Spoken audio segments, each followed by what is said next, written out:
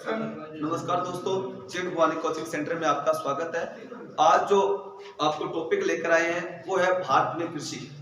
तो आज अपन जानेंगे कि भारत के अंदर जो कृषि से रिलेटेड जो ये टॉपिक है, यहाँ से क्वेश्चन क्या क्या आ सकता है, सारे क्वेश्चन आज ऑल ओवर देखेंगे अपन। तो पहले देखो भाइयों, हमारा जो भारत है ये कृषि प्रधान देश है। तो जब हमारा देश आजाद हुआ था तो लगभग 90% पॉपुलेशन क्या करते थे, खेती करते थे। आज देखो भैया, आजादी के इतने साल बाद जब 2011 की जनगणना हुई थी तो लगभग आज भी 70% पॉपुलेशन क्या करती है, खेती पर आधारित है। तो अपन देखते हैं भारत में कृषि। तो देखो, जो पहले जब अपने धरती पर आदि मानव था, या जब अपन पढ़ते हैं इतिहास पढ़ा था पाषाण काल के अंदर जो भारत के अंदर जो खेती की जाती थी, या फिर हमारी जो पृथ्वी के ऊपर जो खेती की जाती थी स्टार्टिंग के अंदर, वो कैसी खेती थी वो अपन देखते हैं। आज पूरा ऑल ओवर देखेंगे कृषि से संबंधित है। तो स्टार्टिंग के अंदर चलते हैं अपने कृषि के जो प्रकार है, वो जो अपने आर्मी के अंदर क्वेश्चन आ सकते हैं वो देखते हैं। तो सबसे पहले बात करते हैं अपने झूमिंग कृषि, या फिर जिसे आप बच्चों क्या कहते हो, ट्रांसफॉर्मिंग कल्टीवेशन।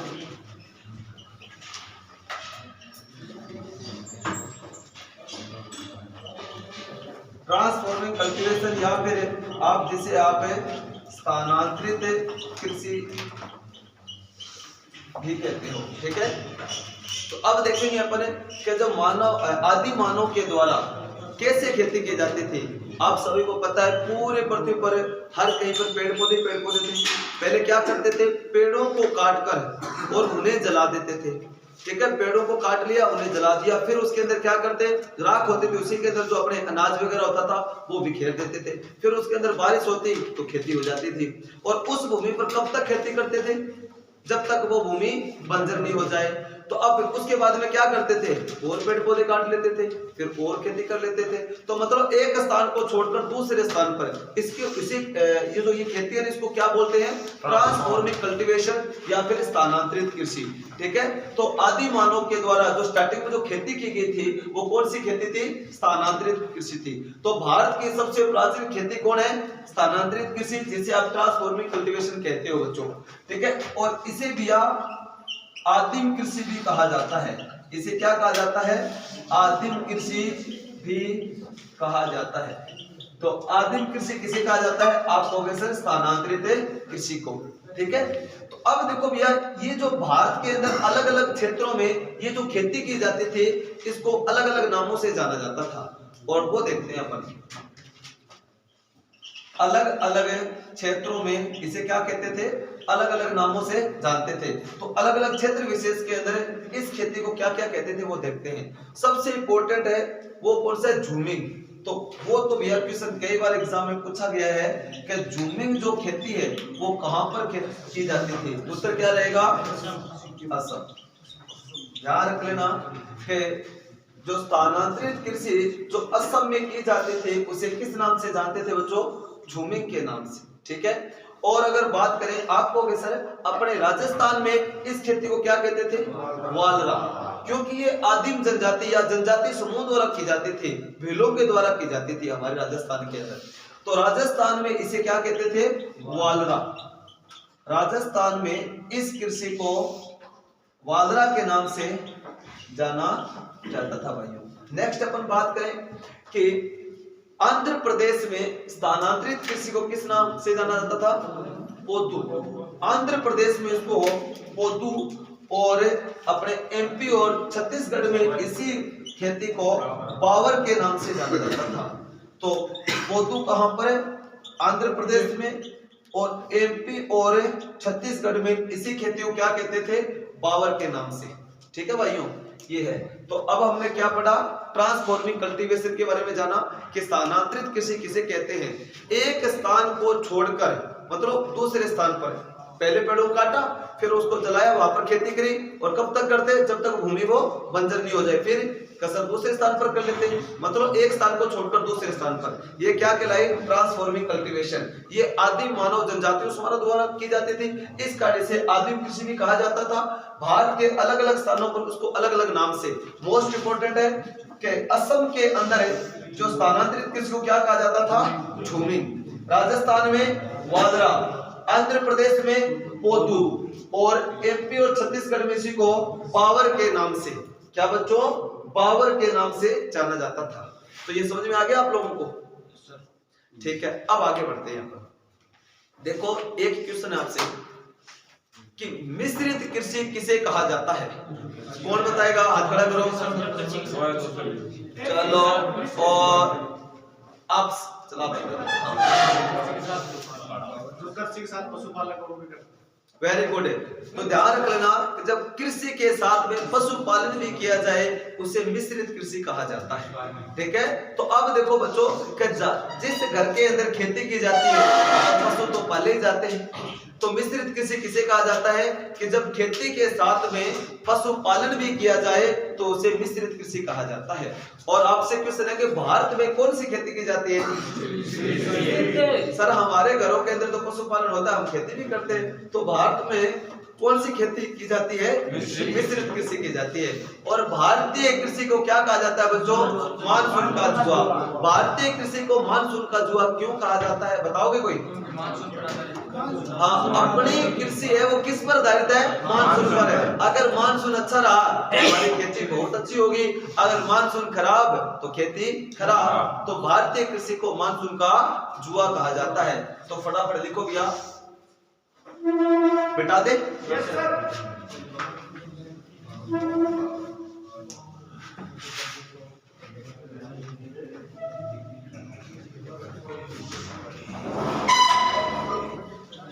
मिश्रित कृषि, फटाफट देखो। कृषि के साथ पशु पालन भी किया जाए। कृषि के साथ जब पशुपालन भी किया जाए तो उसे मिश्रित कृषि कहा जाता है।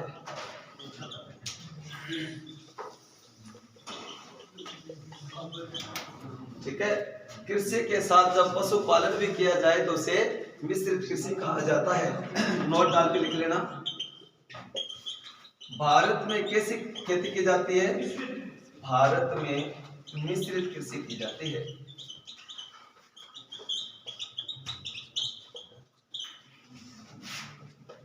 भारत में मिश्रित कृषि की जाती है। ठीक है, नेक्स्ट, भारतीय कृषि को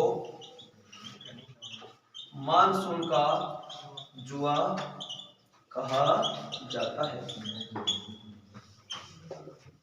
मानसून का जुआ किसे कहा जाता है? भारतीय कृषि को।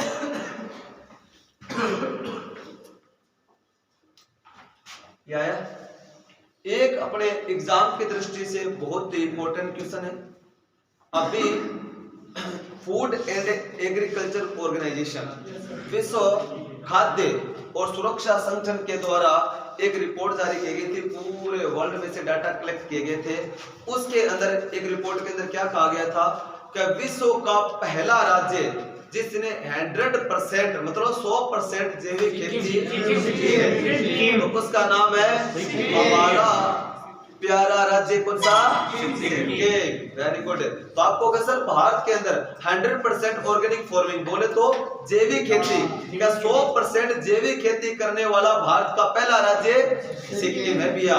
ये भारत के अंदर नहीं है, पूरे वर्ल्ड के अंदर टॉप पर रहा है सिक्किम। तो आपसे क्वेश्चन है कि ये जो ऑर्गेनिक फार्मिंग या फिर जैविक खेती होती है उसे जैविक खेती किसे कहा जाता है? जिसके अंदर फर्टिलाइजर और यूज नहीं करते, केमिकल, ठीक है ना? Very good. जिसके अंदर रासायनिक जो कीटनाशक होते हैं, केमिकल जो फर्टिलाइजर होते हैं उनका प्रयोग बिल्कुल भी नहीं किया जाता है। ओनली फॉर कौन सी खाद प्रयोग में ली जाती है? Vermi compost. ठीक है, कौन सी खाद है? वर्मी कंपोस्ट खाद प्रयोग में ली जाती है। और वही क्या होती है बच्चों? जैविक खेती, जिसके अंदर मान लीजिए कि आज हम जो सब्जी वगैरह लगाते हैं उसमें कोई कीड़े पड़ जाते हैं तो अपन क्या करते हैं? स्प्रे वगैरह या फिर रासायनिक पदार्थ जो अपन लेकर आते हैं बाहर से तो उसका छिड़काव करते हैं। बट वहां पर बैन है।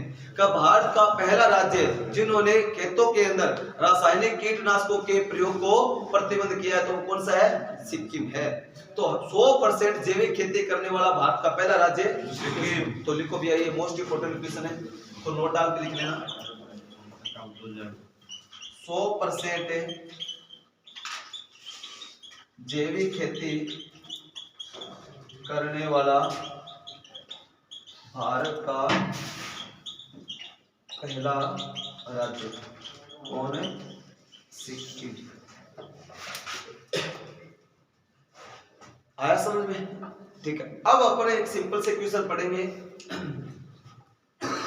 कि कृषि का अपने खेती का प्रकार पूछा जाता है, मतलब फसलों का प्रकार पूछा जाता है अकॉर्डिंग टू सीजन।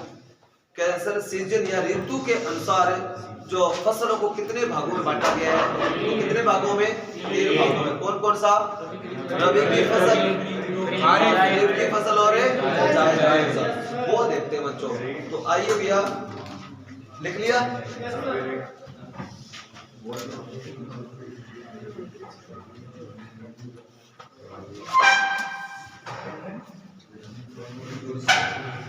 लिखो ऋतु के अनुसार, ऋतु के अनुसार फसलों के प्रकार।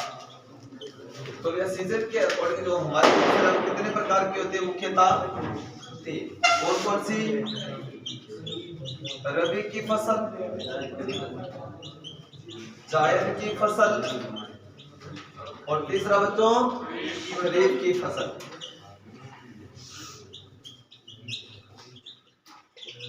देखो अपन जो लगभग जो हमारे जो फौजी भाई हैं वो सभी के सभी लगभग 99% खेती से जुड़े हुए हैं, ठीक है, डायरेक्ट इनडायरेक्ट रूप से, तो सबको पता है लगभग। तो अब आप बताइए कि रबी की फसल, जायद की फसल और खरीफ की फसल है बच्चों।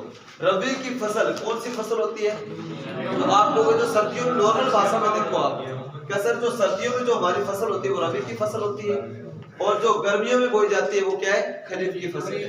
बीच के अंदर जो 2-3 महीने में टाइम मिलता है तो उसके अंदर हम सब्जी वगैरह उगा देते हैं, तो वो कौन सी है? जायद की फसल है, ठीक है। मेनली तो यही हुआ करती थी।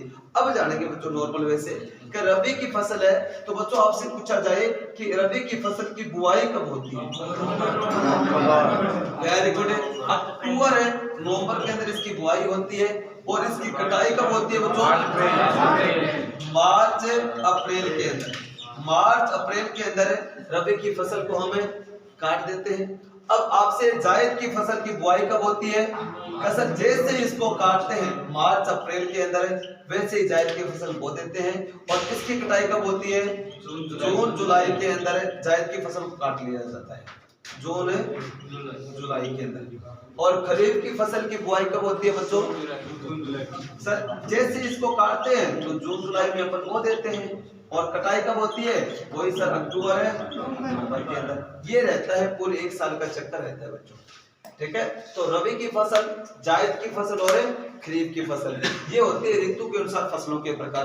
अब देखो कई बार हमारे एग्जाम के अंदर पहले आते थे ऐसे क्वेश्चन, अब तो यहाँ से क्वेश्चन बनने के चांस बहुत ही कम है, लेकिन फिर भी अपन नॉर्मल वे से देख लेते हैं। तो पहला तो आप बताइए, खड़े हो जाइए मामलों। तो आप ये बताइए कि रबी की फसल के अंदर कौन कौन सी फसलें आती हैं? अरे इसको बोलने दो भाई, आते नहीं आपस में बिल्कुल भी। तो आप ये बताइए रबी की फसल कौन कौन सी है? गेहूं, सरसों, चना,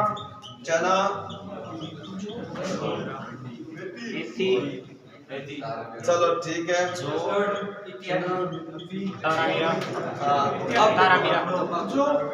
अब अपन बात करते हैं नेक्स्ट, कौन बोल रहा है? तो उसी से पूछ लेते हैं। आप बताओगे फटाफट, आप बताइए। तो रबी की फसल में कौन कौन सी फसलें आती है? गेहूं, सरसों, चना, मेथी, उसके बाद में जौ, गेहूं के साथ जौ बोलते हैं, तारा मीरा बोलते हैं भैया, तारा मीरा हो गया, और उसके अलावा जीरा, वेरी गुड। ये सब जो अपने बाड़मेर जालौर के भाई कौन कौन है? इनकी खेती होती है भैया, इस सब की खेती होती है ना, तो कोई बात नहीं है। इसबगोल जीरा है, इसबगोल है, तंबाकू है, ठीक है। मटर आ गई, ठीक है, धनिया आ गया, अजवाइन आ गई, ठीक है। ठीक है, आप देखो गेहूं, सरसों, चना, मटर, मेथी, जौ, तारामीरा, जीरा, इसबगोल, तंबाकू, धनिया, अजवाइन, ये सारे के सारे क्या किसमें आती है? रबी की, ठीक है ना। तो अब देखो भैया रबी की फसल में आती है। अब बात करते हैं खरीफ की फसल में। अब देखो खरीफ की फसल में कौन कौन सी आती है? हाँ बताओ। बाजरा, मोठ, मूंग, ज्वार, वेरी गुड, मूंगफली, तिल, कपास,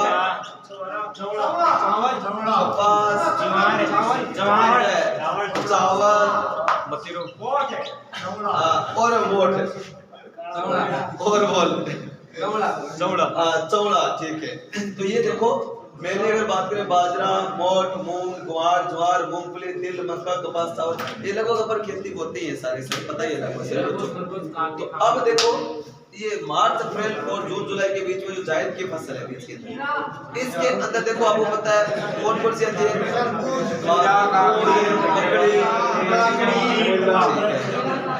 वेरी गुड, तरबूज, खरबूजा, ला यार ककड़ी, खीरा, मक्का, बेंगने, काजरी, हाँ तो ये हो गया मतीरा, ये हो गया डाबरो। ये बेसिक चीजें आपको सबको पता है, ये ओलो अपन देख लेते हैं, छोटी चीजें। अब बढ़ते हैं आगे, तो फटाफट इसको क्या करो, लिखो। लिख दिया क्या? ठीक है। सर मदिरा और तरबूज एक क्यों ना? ये अलग-अलग बता रहे हैं। इसने काले वाले देखे हैं तरबूज, हाँ गोरे वाले नहीं देखे।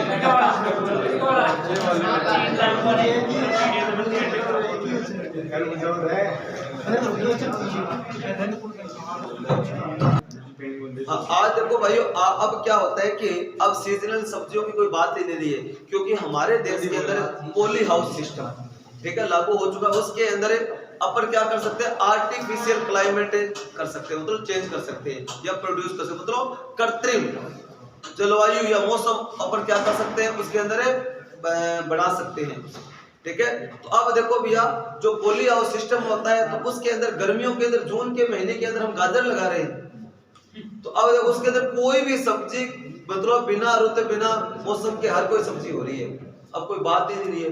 फिर भी ये जो नॉर्मल चीजें थी अपने देख ली।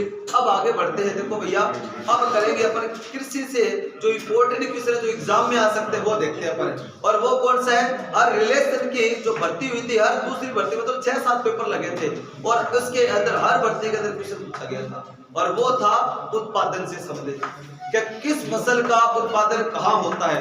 तो बढ़िया तरीके से आप समझो और लिखते रहो साथ साथ। तो अब देखो भैया कि प्रमुख फसल और उत्पादक राज्य, एक क्वेश्चन है आपसे, क्वेश्चन है बच्चों आप लोगों से, वो है कि आप ये बताइए भारत के अंदर प्रमुख के खाने वाली फसल कौन सी है? याद रख लेना, गेहूं सिर्फ उत्तर भारत में खाया जाता है, बट चावल है पूरे भारत में खाया जाता है। तो लगभग 50% से ज्यादा पॉपुलेशन क्या खाती है? चावल है, ये चीजें। तो अब ध्यान रख लेना, तो भारत के अंदर सर्वाधिक जो खाद्य फसल कौन सी है? चावल। तो पहला तो क्वेश्चन ये है,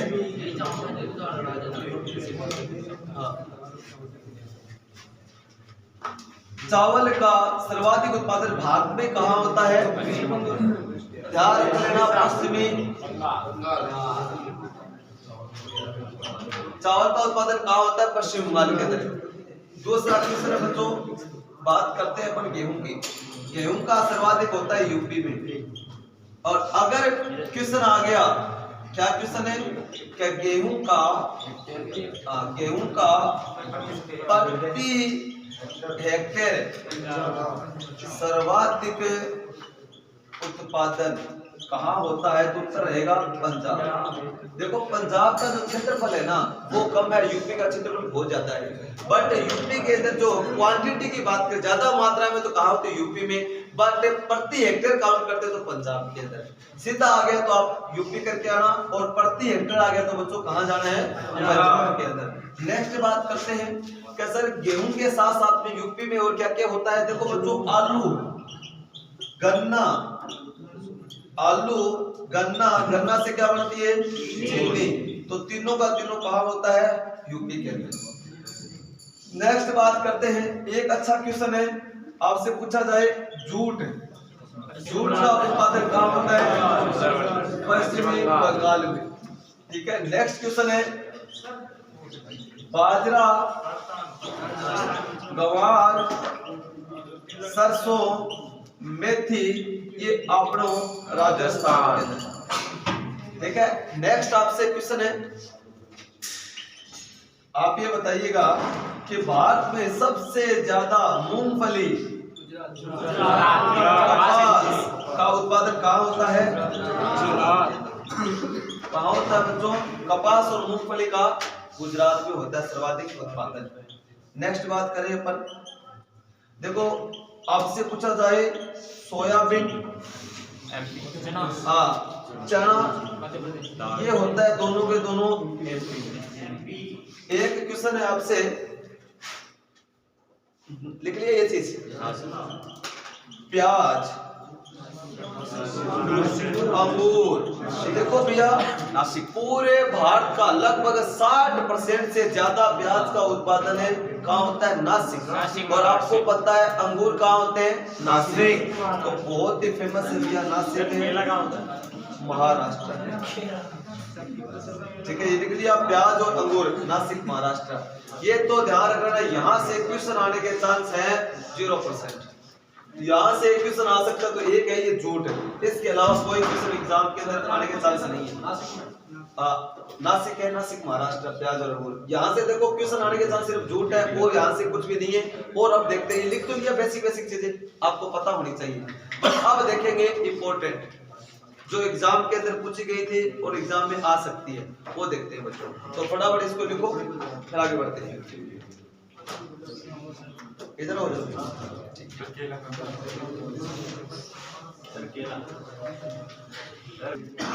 अब देखते हैं आगे जो फसलें हैं। देखो भैया इंपॉर्टेंट एग्जाम की दृष्टि से ये इंपॉर्टेंट ये देखना आपको।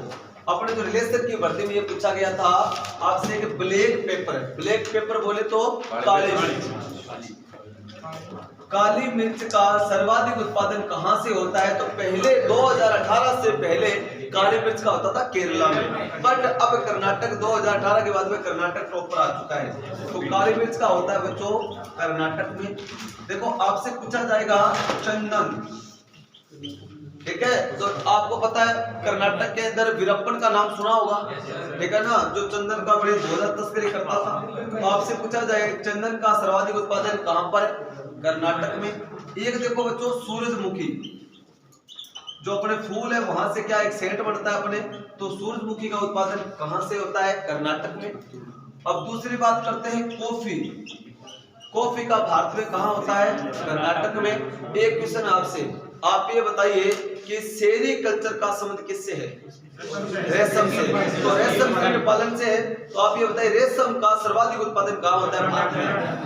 मैसूर, ठीक है, मैसूर कहां पर है? कर्नाटक में। तो भैया रेशम का सर्वाधिक उत्पादन कहां होता है? कर्नाटक में। तो ये कितनी हो गई? 5 चीज कर्नाटक के अंदर। एक चीज बात करते हैं इलायची की। देखो बच्चों इलायची का सर्वाधिक उत्पादन कहां होता है? केरल में। आपसे पूछे भारत में सर्वाधिक काजू कहां होते हैं? केरल में। और गोवा 2 नंबर पर आता है। और देखो भैया केरला के अंदर और क्या होता है बताएगा कोई? मसालों का उत्पादन पहले केरला था, अब आंध्र प्रदेश आ गया है। हाँ वेरी गुड। रबड़ का सर्वाधिक उत्पादन कहाँ होता है? आपको सर केरल के अंदर। ठीक है। तो अब देखो अपन बात करते हैं कि नारियल का सर कहाँ होता है उत्पादन है। नारियल का 1 नंबर पर तो है तमिलनाडु, 2 नंबर पर है केरला। ठीक है। केले कहाँ पाए जाते हैं सर्वाधिक? हाँ, सबसे लंबे केले कहाँ के हैं? तमिलनाडु के। ये चीज है। तो केले कहाँ के? तमिलनाडु के। नेक्स्ट बात करें अपन कि एक बिया बहुत ही फेमस है जिसका नाम है केसर। जम्मू कश्मीर। केसर का सर्वाधिक उत्पादन कहाँ होता है बच्चों? हाँ, जम्मू कश्मीर में। केसर का होता है J&K, जम्मू कश्मीर के अंदर। ठीक है।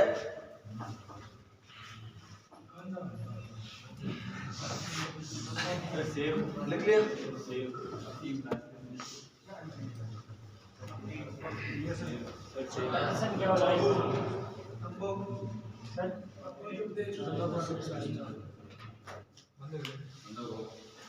बंद हो गया था नहीं? बीच में दबा दी।